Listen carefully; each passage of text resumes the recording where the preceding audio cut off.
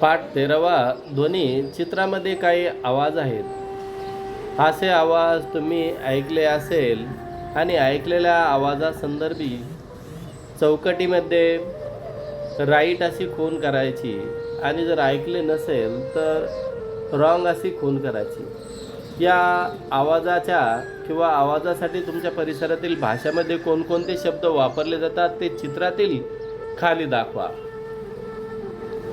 मुलगी गाणं गात आहे, पक्षीसुद्धा आवाज करत आहे, फटाक्यांचा सुद्धा आवाज येतोय. दोन स्त्रिया एकमेकाशी बोलत आहे, ट्रॅफिकवाला काही सूचना देत आहे तर मुलगा बासरी वाजत आहे. रिक्षावाला रिक्षाचा हॉर्न वाजत आहे तर कुत्रा मांजरांना भोकत आहे. म्हणजेच आपल्याला आवाजाची ही उदाहरणे पाहायला मिळतात.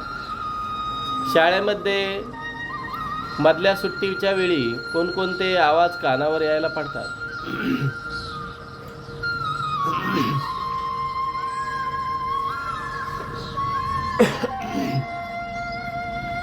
वर्गामध्ये शांतता असताना डोळे मिटून बसा. आसपासचे कोणते आवाज तुम्हाला ऐकू येते? या आवाजाची सामायिक यादी तयार करून चर्चा देखील करता येईल.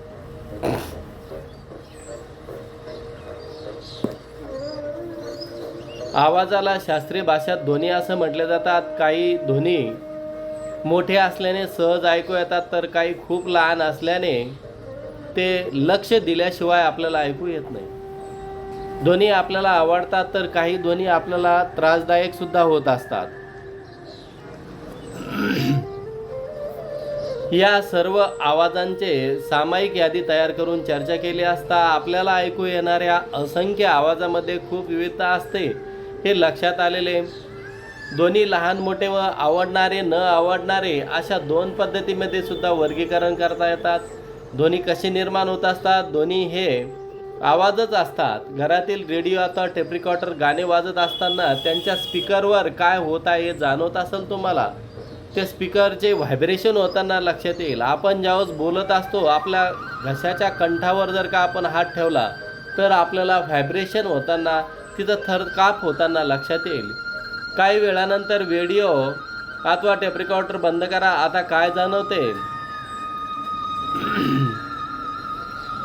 रबर बँड घ्या आणि चित्रात दाखवल्याप्रमाणे त्याची एक बाजू सोडून द्या तर काय होईल? ताणल्याच्या नंतर ते ज्या पूर्वस्थिती होते त्या पूर्वस्थितीमध्ये वापस चालल्या जाईल. रबर बँडच्या हालचालीशिवाय इतर कोणतीही गोष्ट तुम्हाला जाणवली आहे का? एखादा तबला घेऊन तुम्ही त्याच्या पडद्यावर थोड्या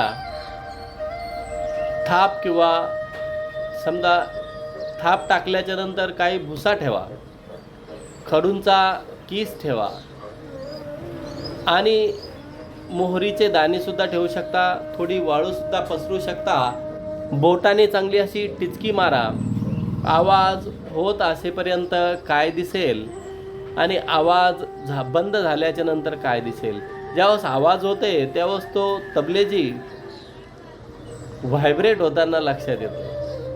म्हणजे तबलजीवर जे काही ध्वनी तयार होतो तर तो व्हायब्रेट होऊन ध्वनी तयार होताना लक्षात येतो. वरील चित्राचे निरीक्षण करून काय समजले आपल्याला? ध्वनी निर्माण करणाऱ्या वस्तूची म्हणजे स्पीकर असू द्या, पडदाही असू द्या, रबर बँड असू द्या, तबल्याचा पडदा असू द्या, या ठराविक पद्धतीने हालचाल होत असते. म्हणजेच या वस्तूमध्ये एक प्रकारची गती निर्माण होत असते. जलद गतीने आंदोलन होत असते म्हणजेच वस्तूचे कंपन होत असतात. ध्वनी निर्माण होण्यासाठी एखाद्या वस्तूचे कंपन होणे गरजेचे मानले जातात. तर वस्तू जी असेल तर वस्तूचे कंपन होत असेल तोपर्यंत आपल्याला ध्वनी ऐकू येतो. कंपन थांबले की ध्वनी थांबतो. ज्या वस्तूमुळे ध्वनी निर्माण होतो तिला ध्वनीचा स्रोत असे म्हणतात. एखादे ताट जमिनीवर आपटले असता खूप मोठा आवाज येतो. तो बंद करण्यासाठी आपण काय करतो? असे केल्याने काय होते? ते ताट उचलून पटकन आपण हातात जर का घेतले तर त्यामधल्या जे काही लहरी असतात त्या लहरी थांबतात आणि लहरी थांबल्याच्या नंतर त्याचा कंप होणे बंद होतो आणि आवाज येणे बंद होते. सतार घंटा, नळातून पडणारे पाणी खाली पडून फुटणारी बसी यामधील ध्वनी कंपनाच्या कशाच्या कंपनाने निर्माण होत असतात? आपल्याला स्वरयंत्र ही यंत्रणा माहीत असायला पाहिजे. श्वासनलिका असते, ध्वनितंतू असतात आणि स्वरयंत्रसुद्धा असतात. स्वरयंत्र हे आपल्या गळ्यामध्ये असतात. गळ्यामधून स्वरयंत्रामधूनच आपल्याला बोलण्याचा आवाज येऊ शकतो. ध्वनी, नाद, आवाजाची निर्मिती, प्रसारण, त्यांचे परिणाम याबद्दलचे विज्ञान म्हणजे ध्वनिशास्त्रात शिकवले जातात. ध्वनींची जी काय तीव्रता असेल तर ते डेसिबल डीबी मध्ये मोजल्या जातात. आपल्या घशातील स्वरयंत्रामध्ये असणाऱ्या ध्वनितंतूच्या कंपनामुळे ध्वनी निर्माण होत असतो. स्वरयंत्रातून निघणाऱ्या ध्वनीचा दर्जा ध्वनीमधूनच आपल्याला पाहायला मिळतोय. तर हा जो काही ध्वनी असेल तर स्वरयंत्राद्वारे आपल्याला ऐकायला येतोय. एक पाण्याने भरलेले भांडे घ्या, त्याच्या कडेवर छोटासा आघात करा, तुम्हाला काय दिसेल? भांड्यातील पाणी लाटा, लहरी निर्माण करताना पाहायला मिळतात आणि भांड्यातील पाण्याची कंपनाची ध्वनीसुद्धा निर्माण होऊ शकते. ध्वनी कसा ऐकू येतोय? ध्वनी स्रोतासोबत हवा असते. ध्वनी स्रोतांचे कंपन होऊ लागते की त्या लगतच्या हवेचे थरकाप होणे किंवा थरकाप पावतो. ध्वनी स्रोतापासून सर्व दिशांना ध्वनींच्या कंपनांची लाटा पसरत असतात. या लाटांना ध्वनी लहरी असे म्हणतात. ध्वनी लहरी आपल्या कानापर्यंत पोहोचतात. कानातील पोकळीतील नाजूक पडदा असतो, तो कंपन पावतो. या कंपनामुळे निर्माण होणारी संवेदना कानातील चेतातंतूद्वारे आपल्या मेंदूपर्यंत पोहोचवली जाते आणि आपल्याला ध्वनी आवाज यायला लागतो, त्याचं आकलन व्हायला लागतं. आपल्या मेंदूद्वारे ते आकलन मेंदूपर्यंत नेल्या जातं. ध्वनीचे प्रसारण कसे होत असतात? 2 फुगे घ्या, एकामध्ये हवा भरा तर दुसऱ्यामध्ये पाणी भरा. चित्रात दाखवल्याप्रमाणे हवा भरलेला फुगा कानावर दाबून धरा, फुग्यावर बोटाने घासा, आवाज येतो. हीच कृती पाण्याने भरलेल्या फुग्यावर करा, त्या फुग्यातून आवाज अधिक स्पष्ट ऐकू आला. पाणी, हवा एका मोठ्या टेबलाच्या एका टोकाशी तुम्ही उभे राहावं, दुसऱ्या टोकाशी मित्राला उभे करा. मित्राला हळूच टेबलाला ठिचकी मारायला सांगा. तुम्हाला पुटपुटणे ऐकू येईल का? जर का आपण शाळेमध्ये धाग्याच्या आधारे जर का चहाचे कपला जर का ताणून पकडलं तर इकून तिकडं जर का बोललं तर आवाज कमी प्रमाणात होतो, पण तो धागा जर का ओला केला तर सुस्पष्टपणे आपल्याला ऐकायला येण्याची ही क्रियासुद्धा एक ध्वनीमार्फतच केली जाते. या प्रयोगावरूनच टेलिफोनचा शोध लागला असावा. आता तुमचा कान टेबलाशी धरा आणि मित्राला ठिचकी मारायला सांगा. काय जाणवते? हवा, पाणी किंवा एखाद्या स्नायूमधून ध्वनी लहरी रूपाने प्रवास करून आपल्या कानापर्यंत पोहोचतात. परंतु हवेच्या तुलनेत द्रवातून ध्वनीचे प्रसारण अधिक स्पष्टपणे होते, तर स्नायूमधील तो सर्वाधिक स्पष्ट ऐकू येताना पाहायला मिळतो. ध्वनी लहरीचे प्रसारण वेगवेगळ्या माध्यमातून होत असते. ध्वनी प्रसारण वायूपेक्षा द्रवातून तर द्रवापेक्षा स्नायूमधून जास्त प्रमाणात व्हायला पाहायला मिळते. एका निर्वात भांड्यामध्ये टांगलेला घंटा वाजत असेल तर त्याचा आवाज ऐकू येईल का? निरीक्षण करा. चित्र 13.7 मध्ये कानाला चांगले वाटणारे आवाज कोणते? कोणत्या आवाजामुळे लोकांना त्रास होतो? म्हणजेच गोंगाट हा ध्वनी जर का आपण ऐकला तर कानाला त्रास करणारा असतो. मोठा आवाज आणि कर्कश आवाजसुद्धा वाटतो आणि गोंगाटामुळे निर्माण होणाऱ्या ध्वनीच्या लहरी या तीव्र असतात. फटाक्यांचा मोठा आवाज असतो. डीजेच्या आवाजामुळे सुद्धा आपल्याला त्रास व्हायला लागतोय. टी व्हीचा मोठा साऊंडसुद्धा आपल्याला त्रासदायक असतो. तर कधी कुंत्रे जर का भुकायला लागले त्यामुळे सुद्धा आपल्याला त्रास व्हायला लागतो.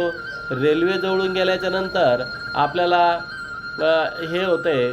वरील चित्रामध्ये वेगवेगळ्या आवाजांची यादी करा. अशा वातावरणात रोग्याला कसे वाटेल अशा वातावरणातील तुम्ही अभ्याससुद्धा करू शकतात. प्रश्न क्रमांक 94 वरील 2 प्रसंग दिसणारी परिस्थिती सभोवतालची असते. पैकी काही आवाज चांगले तर काही आवाज ऐकायला फार त्रासदायक वाटते. मोठ्या किंवा सततच्या आवाजाचे गोंगाट त्या ठिकाणच्या लोकांवर अनेक वाईट परिणाम होऊ शकतात. कानांची ऐकण्याची क्षमता देखील कमी होऊ शकते. त्यामुळे बहिरेपणासुद्धा येऊ शकतो. मानसिक थकवा येणे, जीव चिडचिड होणे, शांतता न वाटणे, कोणत्याही कामात नीट लक्ष न लागणे किंवा कोणतेही काम करता न येणे, सभोवतालच्या सततच्या गोंगाटामुळे होणाऱ्या वाईट परिणामाला आपण ध्वनी प्रदूषण या नावाने देखील ओळखू शकतो. ध्वनी प्रदूषण म्हणजे ऐकण्यास असणारा जो काही त्रास असतो, त्रासदायक असा आवाज, त्याला ध्वनी प्रदूषण म्हणतात. गाड्यांचे हॉर्न शक्यतोवर वाजवू नये. घरातील टी व्ही रेडिओचे आवाज आपल्यापुरतेच मर्यादित ठेवावे. वाहनांचे अनावश्यक आवाज कमी करण्यासाठी त्यांना नियमित देखभाल करावी. कारखाने, विमानतळे, रेल्वे, बस स्थानके मानवी वस्तीतून योग्य अंतरावर दूर असायला हवीत. नेहमी लक्षात ठेवा, काही आवाजामुळे आपल्याला आनंद वाटतो तर काही याच्यामुळे त्रास होताना पाहायला मिळते. ऐकावे तर नवलच वाटेल. रॉबिन आणि वुडकॉक हे पक्षी जमिनीमध्ये असणाऱ्या गांडुळांचा आवाज बरोबर ओळखतात. ते आपले भक्ष्य मिळवतात. याचे कारण त्यांचे श्रवण यंत्र अत्यंत संवेदनक्षम असतात.